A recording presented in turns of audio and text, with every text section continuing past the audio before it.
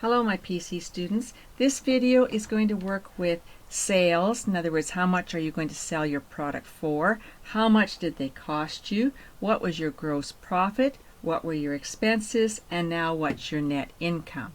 So let's open up the file. So go to File, Open, and you're going to go to Browse, go to your Classes Drive, go to your PC folder, Teaching Documents, and open up the one called XX Cycle Works. Open up that file, and there it is on your screen. Okay, so let's go to File, Save As, and we want to go to Browse, go to your name, go to Print Com, go to Excel, click in your file name box, press Home, put in your first name, put in the current date for you, and save it. Alright, and one more time on this one, I see it's Arial 2, so click in cell A1, hold down your Shift key, and let's go to about G21, that should get us good, and choose Calibri and size 12. Okay, that looks good. And now let's go to View, Zoom, go to Custom, put in your 140, and there we are. It looks great. Okay, so first of all, take a look. It says that our sales growth factor is 25%. So here's my sales in cell B5. So in quarter 2, they're going to grow by 25%. All right, so that means equals, I have to take my sales plus the growth. Now the growth, we're putting in parentheses, the growth would be your sales times your 25%. And that's going to be constant, so it has to be absolute, which is F4. Kind of like the question that we had where you had the price minus the discount. Now this is your sales plus the growth. All right, and you can guess 100,000, 25% of that's roughly 25,000, and you see the 126,000.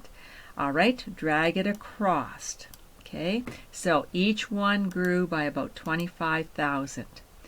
Okay, now, cost of goods sold, that means what did you pay for those items that you were going to sell? What did they cost you?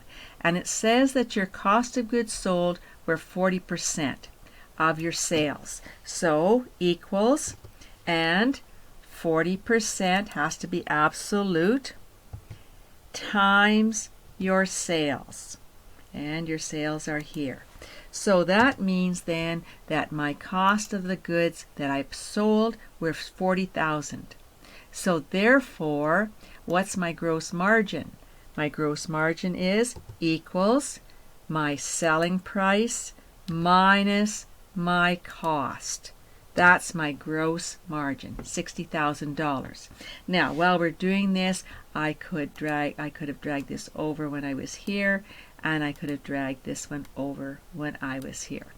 All right, now your expenses says that your expenses are 30% of your gross profit or gross margin. Okay, so equals 30% has to be absolute, so press F4, times your gross margin. My gross margin was $60,000.